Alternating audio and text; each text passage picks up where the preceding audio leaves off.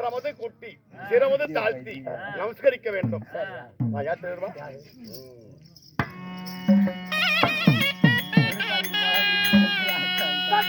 லோகவாசன்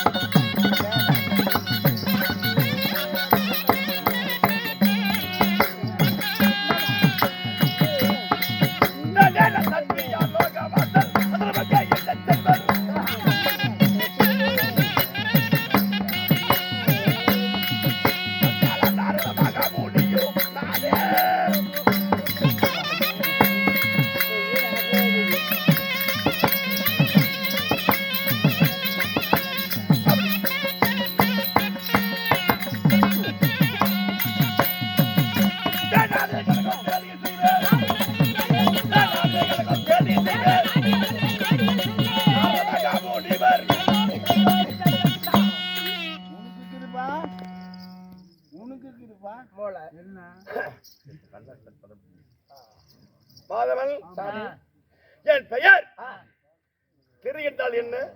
தெரியாது.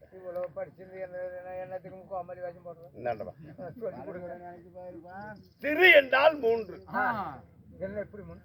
உலகம் என்பது மூன்று. திரு என்றால் சிவனுடைய நெத்தியக்கூடிய திரு பட்டைகளும் மூன்று. அதையும் குறிக்கும், இன்னொன்னையும் குறிக்கும். திரு என்றால் மும்மூர்த்தி தேவன், பிரம்மா விஷ்ணு ஈசன், அவங்களையும் குறிக்கும். அப்படி திருபுணத்தை 3.25 நாளிகை எல்லாமே சொல்லுவாங்க. ஒரு நொடிக்குள்ள வந்துருமே, அது ஆகாது.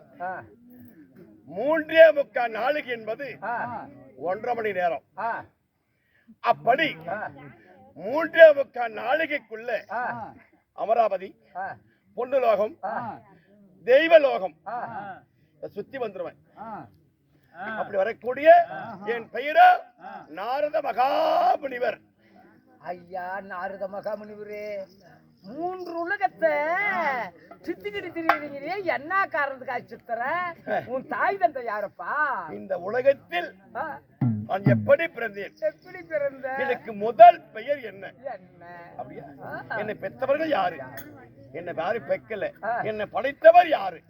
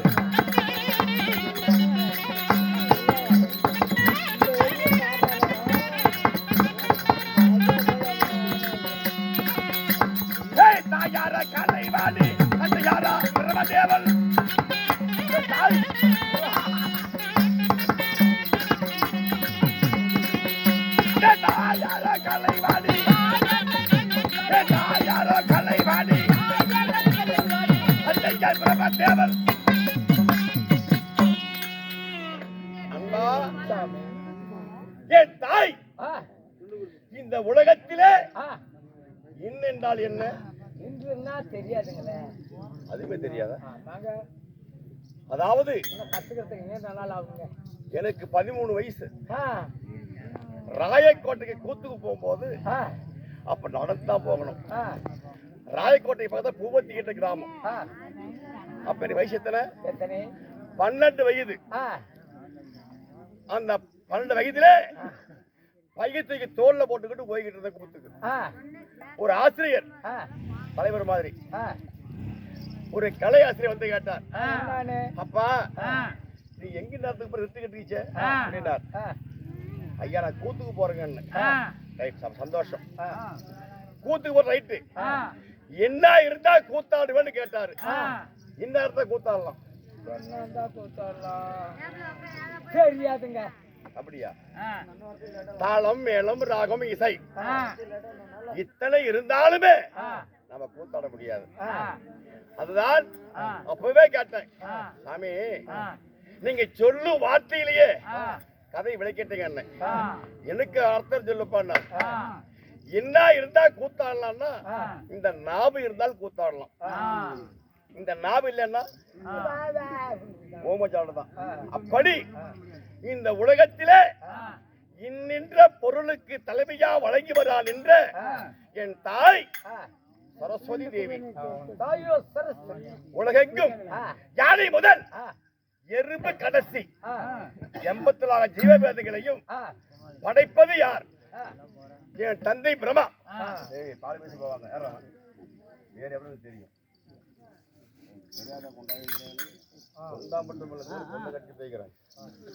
அதனால அப்படி உலகத்தை படைப்பவர் யார்? எங்க அப்பா பிரம்மதேவன். அப்படி இருந்தாலும் என் நாடு எது? நான் எங்கே வாழ்ந்து வருகிறேன்?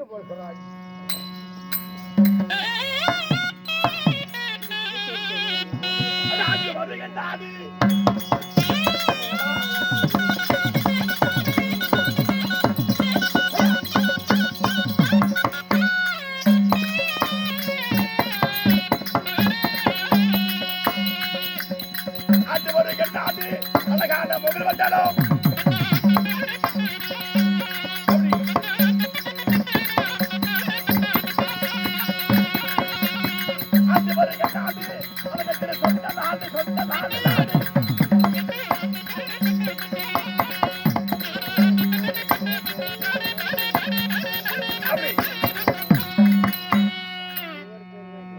நண்பா அது சொந்த ஊரு. என் நாடு, என் தந்தை வாழும் இடம் சத்தியலோகம். நான் தற்சமயம் இருக்கக்கூடிய நாடு எது? துருவம் என்றால் என்ன? ஆமா, துருவம் என்றால் என்ன? போகக்கூடாது. துருவம் என்றால் முகல். துருவ மண்டலம் அங்க போயிடும், கதையாரி ஆயிடும். ஆமா, முகல் மண்டலம். துருவம் என்பது ஒரு முகல். அந்த முகல் மண்டலத்து பெயர் அமர்ந்து சுத்தினால் முகலுடைய வேகம் எதுவுமே போக முடியாது. அந்த முகல் வேகத்தை பார்த்துதான் இன்னைக்கு கலியுகத்துல கண்டுபிடித்தான் ஏரோப்ளேன். ஆமா, அப்பயுமே முகலுக்கு நிகராகாது. அப்படி சுத்தி வரக்கூடிய என் பெயரோ நாரதன். எனக்கு முதல் பெயர் என்ன மறக்க மாட்டியா? முதல் பெயர் எங்க அப்பாவும் அம்மாவும் வச்ச பெயர் சிகாமணி. சிகாமணி. ஆமா, சொந்த பெயர் சிகாமணி. ஒரு பிரமனுக்கு மகனாக பிறந்து நெத்தியிலே ராமம், கையிலே பட்டை, களத்திலே உத்ராட்சி கொட்டை, காவி உடை, ஜடமணி கோலம், சன்னியாசி வேடம் இருக்கக்கூடிய காரணம் யாது அப்படி நீ கேக்குற. அண்ணா, இது எப்படி வந்தது? இந்த குளத்துக்கு நான் ஏன் ஆளான?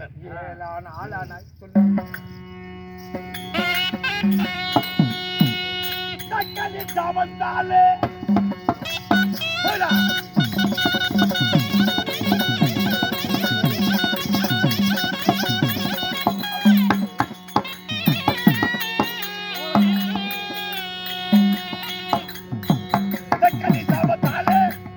இந்த கோலம்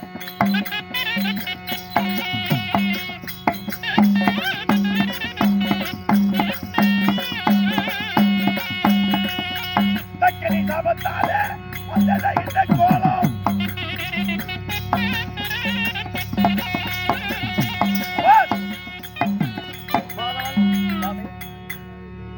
தக்கனுடைய இப்படி கொடுத்தா தான் அடிப்பாங்க. தாரமங்கலம் வந்து ஆடுறதுக்கு நீ தாராபுரம் போய் இன்னும் எனக்கு எடுக்கிருந்தா தக்கன். அவர் யாரு? பிரம்மாவுக்கு முதல் பிள்ளை. வலதுகால் பெருவரலிலே தரணி என்ற ஒரு பெண். பெண் இடதுகால் பெருவரலிலே தக்கன் என்ற ஒரு ஆண்மகனை பெற்றார். யாரு? பிரம்மா படைத்தார். எதுக்காக? இந்த உலகம் 4 வேதங்கள் இதை படைத்து விட்டோம்.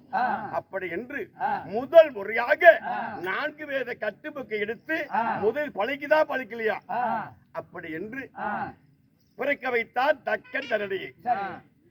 அப்ப பரவடனியே வாழைப்பு வந்த பிற்பாடு கேட்டாங்களாம், தந்தையே என்னையே பிறக்க வச்சு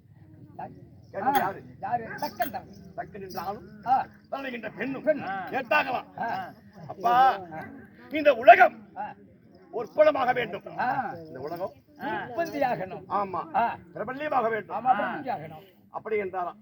அப்படி ஆகட்டும் அப்படி என்று தக்கன் தரணி இருவரும் ஒன்றாக கூடி 1000 ஆண் பிள்ளைகளை பெற்றார்கள். 1000 ஆண் பிள்ளைகள், ஆணும் பெண்ணும் கலந்து.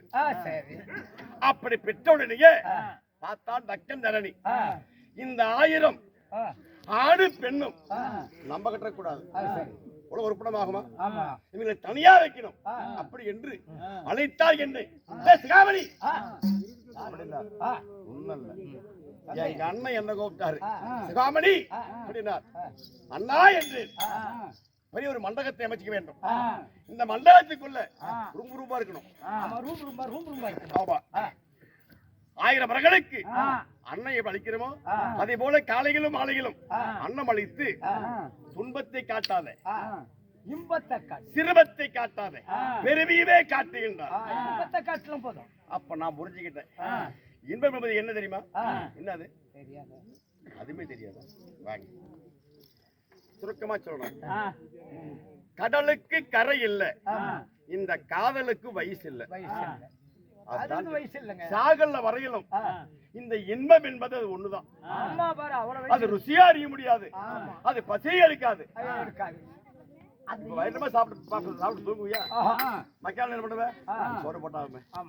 அதான் கேட்டு கேட்டு கேட்டு சாப்பிடுற பொருள் என்ன, அதுதான் இன்பத்தின் அறிவுரை. அப்படி சொன்னார். மண்டகத்தை அமைத்து ஆணும் பெண்ணும் 1000 உட்கார வைத்து இந்த இன்பத்தையே ஊட்டினேன். அதுல ஒரு பெண்ணு ஆணும் கேட்டாங்க, சிவாமணி இன்பம் இன்பங்கிறிய வேற எதுவும் இல்லையா அப்படிங்கிறாங்க. ஆமான்னு தான் ஒண்ணும் இல்ல. அங்கே ஒரு பையன் பையன் உண்டு. என்ன, ஒரு மனிதனுக்கு நல்லா கேட்டுங்க, ஆயுள் பலம் 100 கிடையவே கிடையாது. 100 உண்மை, அதையும் நான் மறுக்கல. நாம நடமாடுவது 30 ஆண்டு. எப்படி நாம நடமாடுவது 30 ஆண்டு. நோயிலே சின்னப்படுவது 20 ஆண்டு. நாம இரவுல தூங்குறது 50 ஆண்டு.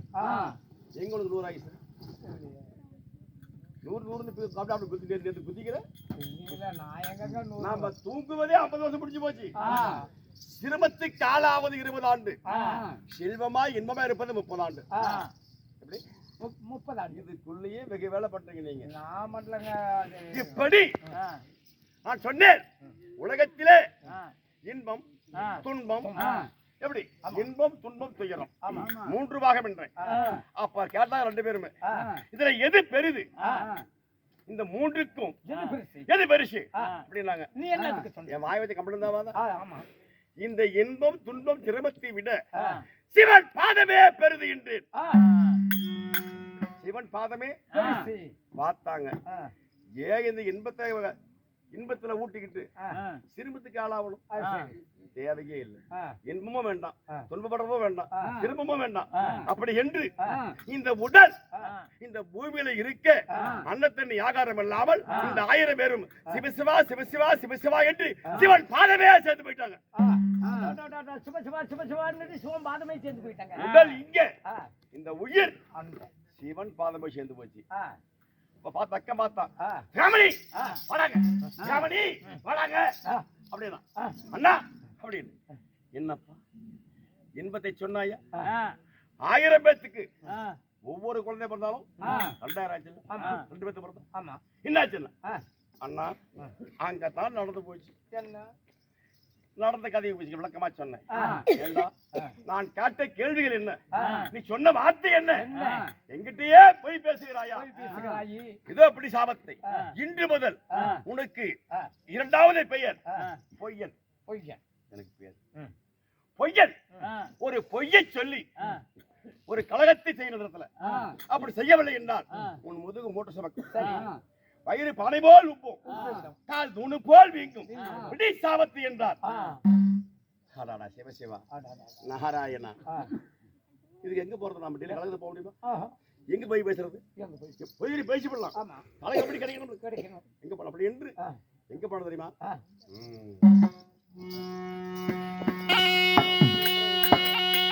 கையில கறிங்க தந்தா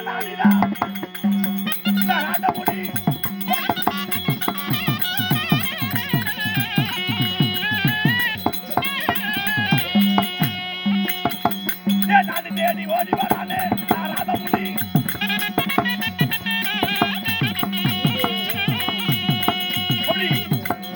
பரமனையே தந்த தேடிதா நாராத முடி.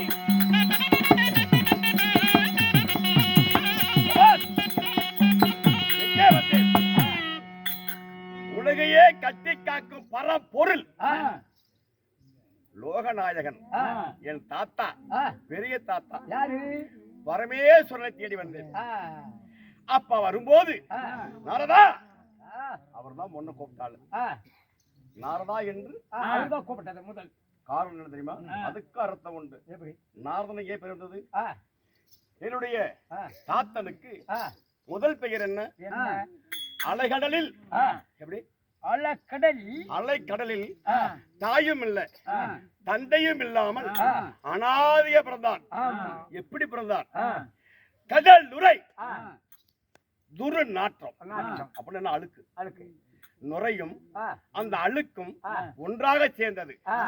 கங்கை என்பது பெண், மேலே இருப்பது ஆணு, கங்கை என்பது ஒரு பெண். இது மூன்று ஒன்றாக சேர்த்து அந்த துரு நாட்டத்திலே ஒருவர் தான். அவருக்கு சொந்த பெயர் நாரணன். அவருக்கு பேரு அந்த தாத்தா பேரு மறையாமல் இருக்க வேண்டும் என்று நாரணன் இந்த வார்த்தைக்காக தான் நாருதா உனக்கு அந்த பெயர். இந்த விளக்கம் கேட்டிருக்க மாட்டேங்குது. உன்னை வயசே கேட்டிருக்க முடியாது. அப்ப அவரும் பார்த்திருப்பாரு, கேட்டிருக்க மாட்டீங்க. கேட்டீங்க. அப்படி தாத்தா பேர் சின்ன மரபாம இருக்கும் என்பதற்காக தான் நாரணன் என்ற வார்த்தையை மாற்றி நாரதன் நான் அந்த வழியா வந்தாலும் சரி. அப்படி பெயர் சூட்டி பார்த்தேன், பரமனை பார்த்தேன்.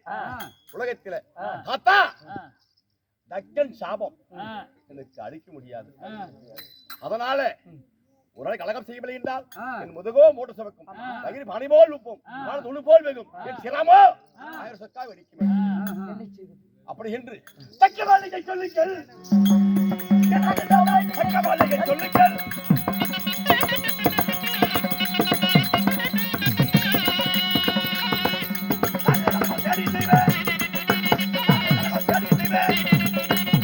தக்க பதிலை சொல்லுங்கள்.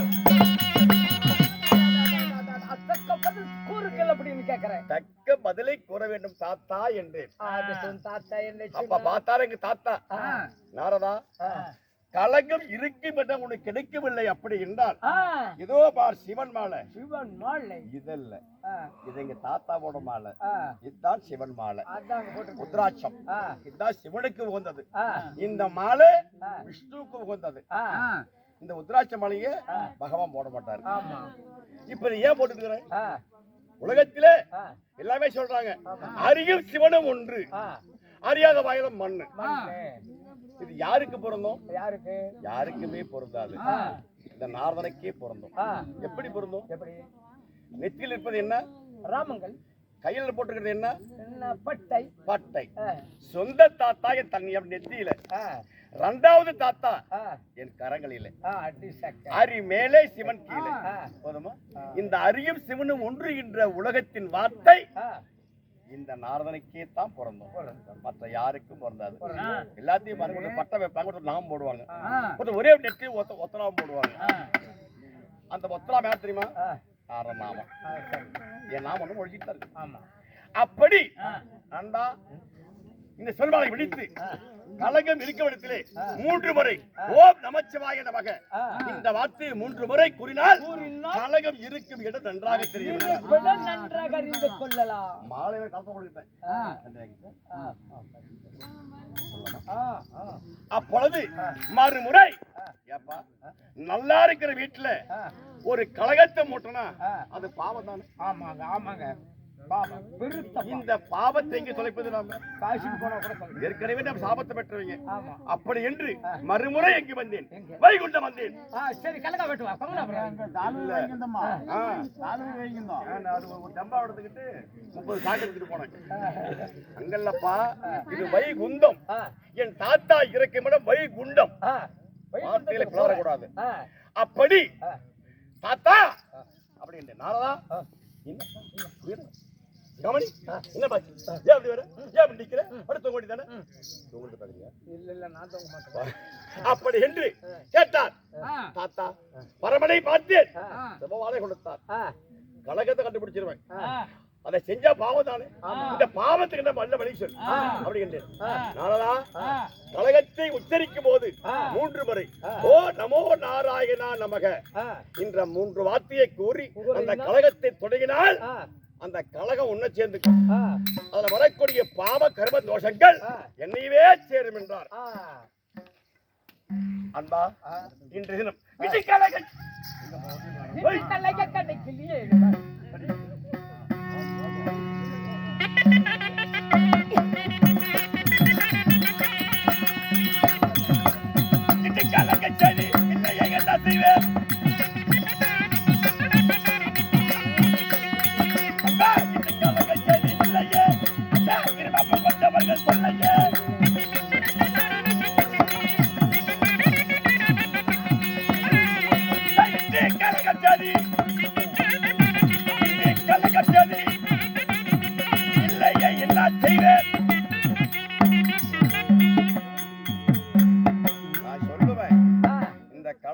எங்க ஆரம்பிச்சாங்கிறது டைம் பாரு.